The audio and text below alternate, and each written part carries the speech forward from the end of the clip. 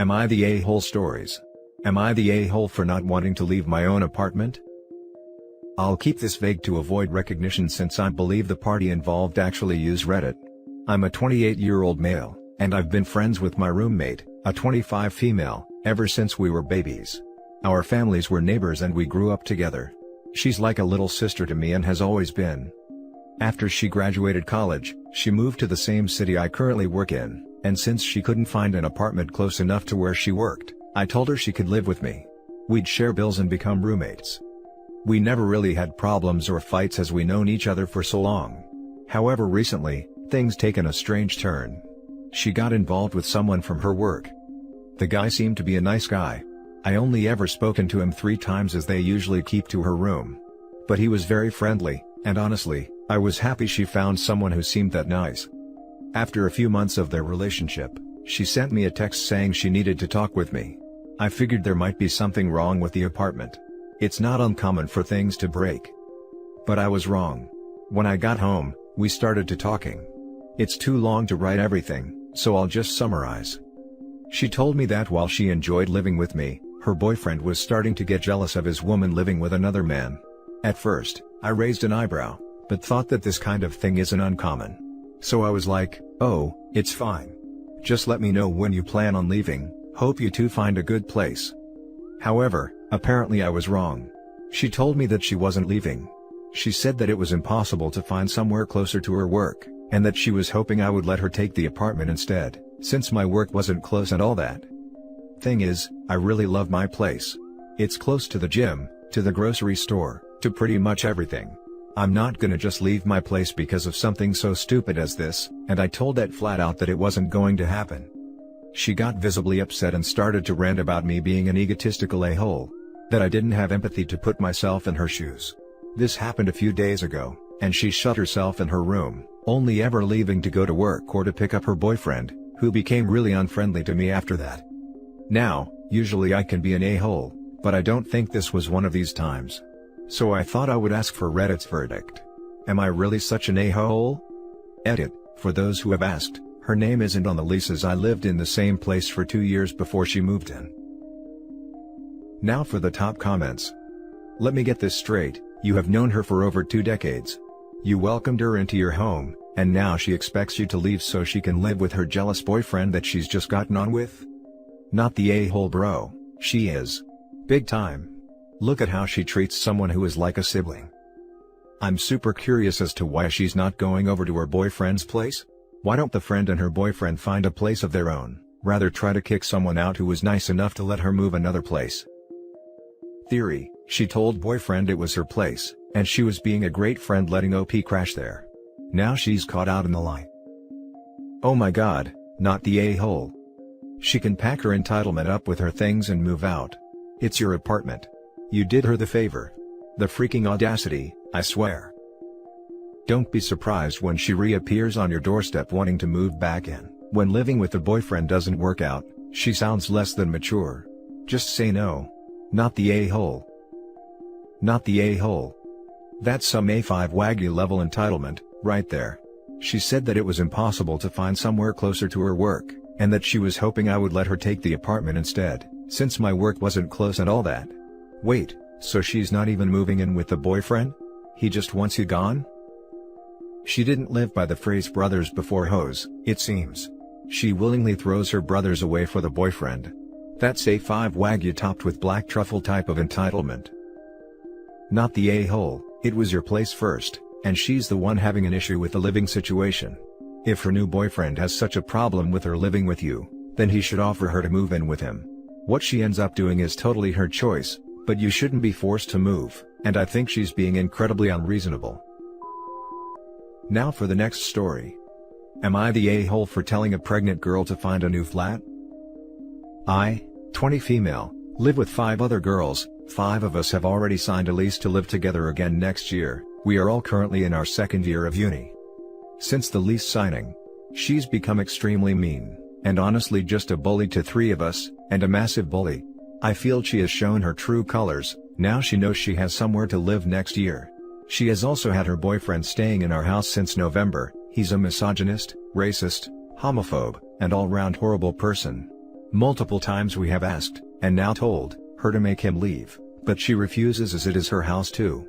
None of us feel comfortable with him in the house. Recently Beth has announced she is expecting a baby, and that the pregnancy was planned. She's told us that her, the baby, and her boyfriend, will be living with us next year and we have no choice in the matter. Out of the 4 of us she is living with next year, 3 of us have said no, and that she needs to find a new flat for next year. One says we need to support her and can't kick her out. Next year is our final year, we'll need to be able to concentrate on our dissertations, essays, revision, etc., which we won't be able to do with a newborn. Also, she has told us that she expects us to change our social lives to fit around the baby, which is just not acceptable. If restrictions are lifted and life does return to normal, we will want to be able to enjoy what little time we have left at uni, not be in bed by 8 p.m. on a Saturday. Finally, student-lets are weird, in that each room can legally only house one person, and everyone living there permanently must be a student, so we could all get in trouble for her plan. She has chosen to change the terms of our housing next year by bringing 2 more people in without consulting us. Her, and the other girl's argument, and why we may be the a-holes, is that she has as much a right to the house as we do. Also, that as her friends, we should support her and not cause her extra stress during her pregnancy. Apparently, we are as good as making her homeless, there are plenty of 1 or 2 bedroom flats for rent. So, am I the a-hole for telling her she won't be living with us next year, and causing her extra stress during her pregnancy? Or is she the a-hole for planning a pregnancy, then expecting all of us to change our lives to suit her? Now for the top comments. Not the a-hole. Beth's baby and boyfriend are not on the lease and is not a tenant. Inform your landlord of the illegal tenant. Not the a-hole. Her, and the other girl's argument, and why we may be the a-holes, is that she has as much a right to the house as we do. Well, her boyfriend sure as hell doesn't have any right to it. Make a copy of the lease. Her boyfriend comes over, OP and other roommates tell him to leave. Evil roommate says no. OP and roommates call the police. Police arrive, roommates ask the police to remove the boyfriend. Show police a copy of the lease, boyfriend not on lease, hopefully police escort him out. OP absolutely needs to let the landlord know about boyfriend's illegal occupancy. Let landlord know that she expects to also move a baby into the house. Ask landlord about what your options are. I would be interested if the rest of you could get out of the lease and leave her with the full rent.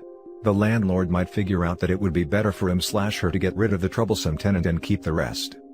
If they can't get evil roommate out, I would make her life total hell. I would feel bad for the baby, but war is war. Not the a-hole. It sounds like her staying there would violate the lease, so she does not legally have the same right to the house as you do. Especially if her living there would put everyone's housing at risk. I'd give her a grace period to find new housing, but if she refuses, you have every right to go to your landlord/management company. The lease on the new student house starts in July, so she has a few months, and we are stuck with her till the end of the lease on our current student house. The next story. Am I the a-hole for asking my mom when she will be fully recovered? For context, my mom is in her late 40s and I'm 23. My mom had knee surgery a little over 7 months ago. She had a really hard time recovering and I moved back to her home for the first month to take care of her/things around the house. I work remotely so I can stay really anywhere. My partner was very understanding, but he was certainly happy when I came back home to him. Every day since, my mom has called me to ask if I'll drive back home to do tasks for her, take out the trash, move a case of water. I live a little over an hour from her, so I'd usually ask if she'd get one of our neighbors to help as we're very close with them. For the following weeks, I'd go over every weekend to do tasks she had trouble completing. She just called me the other day with great news. Her surgeon has pronounced her recovered. All limitations are removed. We celebrated on the phone for a minute, and she immediately follows this up with, "But I'll need you to go to the grocery store for me because I still can't lift the bags myself." Confused, I asked why, and she said, "It's still too hard on me." I asked her when she thought she'd be recovered from the surgery, and she got extremely upset. She told me that was a horrible thing to ask and I should have no problem helping her. I apologized and said I'd get the groceries, but she texted me later and said she cried for hours when we got off the phone. I'm just confused. The surgeon cleared her completely and said everything looks great. It's been half a year now, and my mom isn't elderly. I don't mind helping while I'm at her house for a visit, I don't mind at all. But I've spent nearly all my free time at her house helping out, And I'd like to know when I'll be able to resume my schedule once again. Am I the a-hole? Now for the top comments. Not the a-hole. Your mother has become dependent upon you to do her tasks, and that isn't right. It appears that there may be something else going on here. Your mother may just want to spend more time with you. You need to have a conversation with her and see if it isn't the tasks she wants, but to spend more time with you. She may feel that the only way she can get to see you is to ask for your help and to have you do things for her. This could be due to the pandemic, as her surgery was right in the middle of it. She could just be lonely. Talk to her and be clear that you still love her, but you need to know what is going on. What is this? Empathy? On my Reddit? Not the a-hole. Look up codependent and seek professional guidance. Nip it in the bud before it makes all your lives hell. Yeah, I think you are right. This happened to me when my significant other had a slip disc. Eventually you gotta say no. You need to start being independent again. OP, I suggest writing to your mom and explaining how you can't help forever, especially with how far away you are, and she needs to look at a closer to home support network. She needs to start becoming independent again. Like go to the grocery store with a friend or neighbor. That way, she's building her way to it, but with help. I say do it by text just because sometimes verbal communication goes sideways. Especially if she is upset. Edit. Thank you all for the responses and perspectives. The most baffling thing to me about this post is the mixed bag of knee surgery anecdotes. I have people telling me their 70-year-old grandma was back to normal in a month and a half.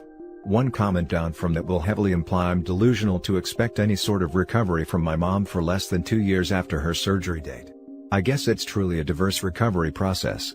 I'm going to talk to her and see if the pandemic is making her feel more lonely. She has plenty of friends and a rich social life, but I think she resents me moving out of the house and in with my partner. Maybe she just wants quality time just for the two of us, which is fair. But I need my life back. My partner and I have been planning so many big life things together that have been on the back burner for just a little too long at this point. Again, thanks all. The last story is titled, Am I the a-hole for refusing to participate in my boyfriend's family's bizarre orange tradition? My boyfriend and I have been together a while now, but I hadn't met his family until a week ago when they invited us to stay at their house. I was very excited to meet his parents for the first time, and they were super sweet when I got there. Both of them are lovely people and we all got along well. They gave us free rein to do whatever, but the one thing they insisted on was that we join them for their tradition of eating oranges as a family on Saturday mornings. They grow their own oranges and have been doing this since my boyfriend was a kid, so he was especially thrilled to share the tradition with me as a rite of passage. So the morning came, and his mom brought in some fresh oranges from the garden. We sat at the table and I was getting ready to peel my orange when I saw my boyfriend's mom bite into her orange like it was an apple, with the peel still on. I was so stunned when I saw my boyfriend and his dad do the same thing with their oranges, as if it were totally normal. I guess they noticed my shock because they asked me why I wasn't eating. So, I started to peel my orange, but then his mom told me to stop, that I was eating it wrong and had to bite into it with the skin to get the full experience. I politely told her that I like to peel my oranges and I'm sure they taste just as great either way, but she kept insisting that I had to bite into my orange for tradition.